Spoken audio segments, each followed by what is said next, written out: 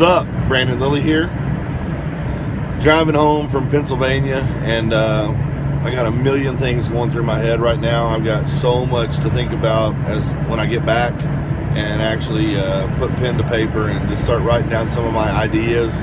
But something that, really struck me, well, I spent the last couple days with Rob and Dana Linn Bailey, and was privileged enough to go on tour of their warehouse, their gym, all their stuff that they got going on there. And it's really, I couldn't do it justice in this video.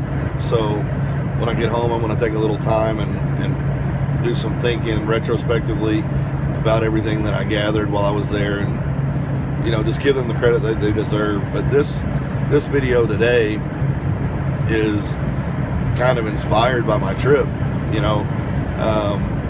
The cube predator method. People have asked me over and over, like, what is the cube predator? When is the book coming out? And this, that, and the other. The book is coming out.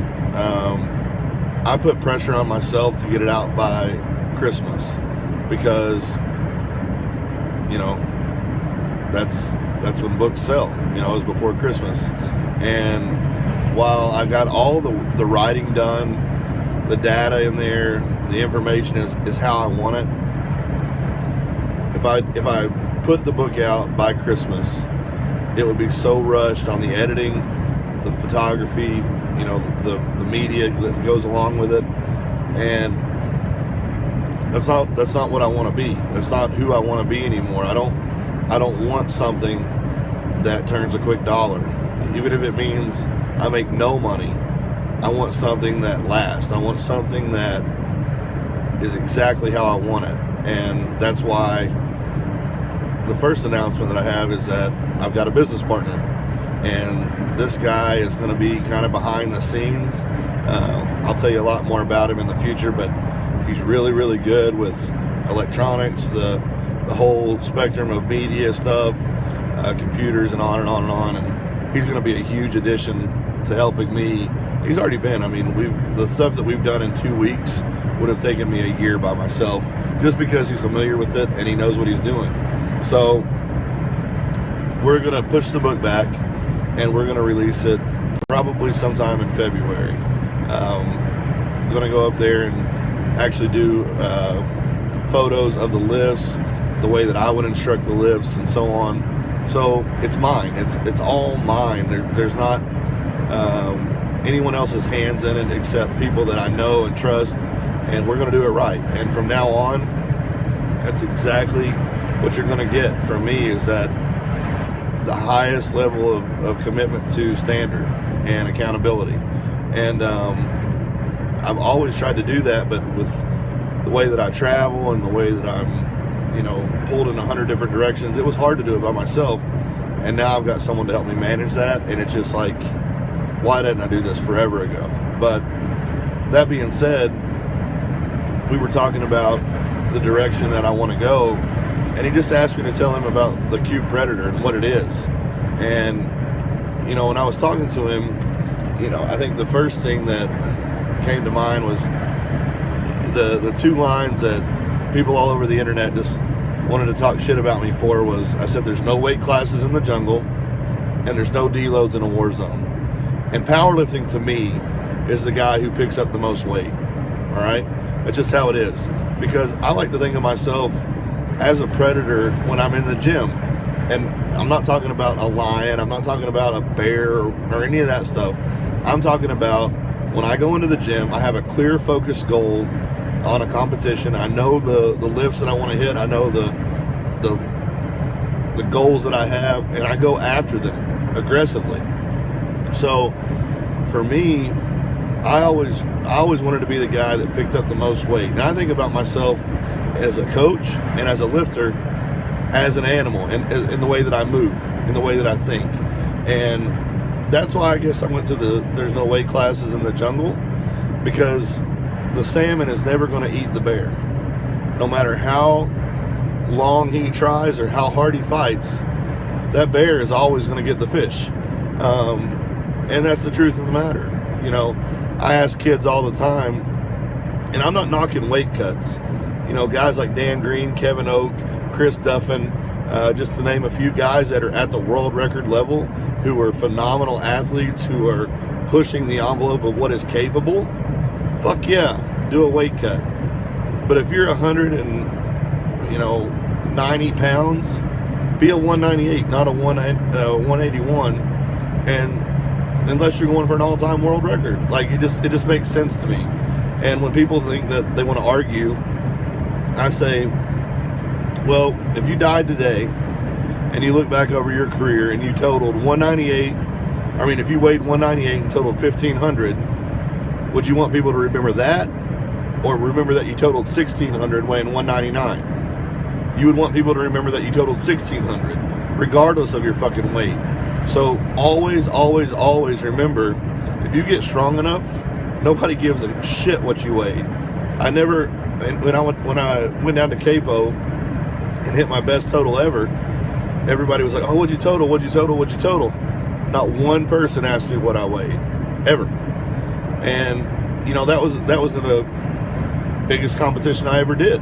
So I think lifters kind of get distracted by the weight cuts because there are popular lifters that are doing it, but they're popular lifters because they're great, because they're strong. And if you get strong enough, then you can make that decision. So that for me was step one. Step two was, there's no deloads in the war zone. And people are like, oh, Brandon's talking about the military, this, that, and the other. First and foremost, I have the greatest respect for men and women in the military. And what I'm saying is an actual acknowledgement to these people that go to the gym and act like because they work out 4 days a week for a couple of hours a day that they've really done something and they need a deload. Well, I'm not one to tell you that deloads aren't a thing that you need, but you damn sure better earn them. And I see these guys that have done nothing to earn a deload that are taking them. And it's like, you got guys over here exhausted, sunburned, fighting for their lives, literally. They're tired. They want to go home. They want to come home. And they can't. There are no deloads. There are no days off in a war zone. So those are the kind of things that I think about when I'm in the gym is, man, I'm lucky. There's so many people who got it worse than I do. And this is a privilege of mine to be able to go to the gym and do the things that I want to do. And furthermore, about privilege, I think about this, and I've talked about it before, the drowning. If somebody came up to you right now, grabbed you by the back of your head and just slammed you underwater, you would immediately start fighting and kicking and scratching, punching, whatever you could do for one more breath. Why? Because you've got maybe a minute, 2 minutes at best. One more breath. You're going to fight like hell. So why aren't we doing that every day? Well, the need isn't as immediate. Yeah, it is. You know that at best, we got about 75 years. Some of us may go a little longer. Most of us, if you're watching this video as a powerlifter, are going to fall on the short side of that. So we already know, just like we know if you're underwater, you got a minute or 2 minutes. In life, you probably got about 75 years. So why aren't you fighting that way? Why aren't you fighting every single minute of every single day to do the best that you can? Don't fight for breath. Don't fight to live. Fight to lead. I see so many people that walk around, yeah, I'm making a living. Yeah, I'm living. They're living, but they're not alive. They're living for someone else. They're fulfilling someone else's dream. For me, I want to lead. I want to be the example. I want to be the standard. So I'm going to try to continuously push and elevate myself in whatever way that may be. And I tell people all this at the time. I used to be satisfied with being strong on the outside. I was terribly weak, terribly wrecked on the inside. So what did I start doing after my injury? I started reading more. I started listening to different kinds of music. I started talking to different kinds of people. I started expanding myself to strengthen what was missing on the inside. And now, while I'm weaker on the outside, you can't fuck with me on the inside because I know who I am. I know where I stand. and I know everything that I value. For me, I'm fighting to lead. Everyone that I hold dear in my life, the people around me, that core group of people, not the people on the internet that I've never seen, that I've never met, that I used to chase likes and comments from, the people that actually matter, that will be there no matter what, far after I'm a power lifter. I'm trying to be the example for them, because it goes back to that animal mentality. I want to be the leader of the pack in life, and I want to be the leader of the pack in death. And you say, in death, what do you mean? When you watch an animal that's hurt or wounded, he doesn't cling to the strong trying to survive. He fights his way, but when he realizes he's done, when he realizes he can't go on anymore, he has the courage and the ability to walk away. He leaves. And he shows that he's done his job. He's lived to the fullest. See, that's the one thing. When an animal dies, it can go die by itself because it's done all it can do. As a human being, what do? On our deathbeds, I wish I had this. I wish I'd done that. I wish I'd done this. We live with regret because we never live. We're never forced to survive. So I am fighting to lead. Every day from this day forward, I'm fighting to lead. I'm fighting to be that individual so that when my time comes, there's no doubt that I lived. There's no doubt that when I go, everything I've done meant something. That's what I'm about. That's what the Cube Predator's about. And that's what I'm about. Thanks.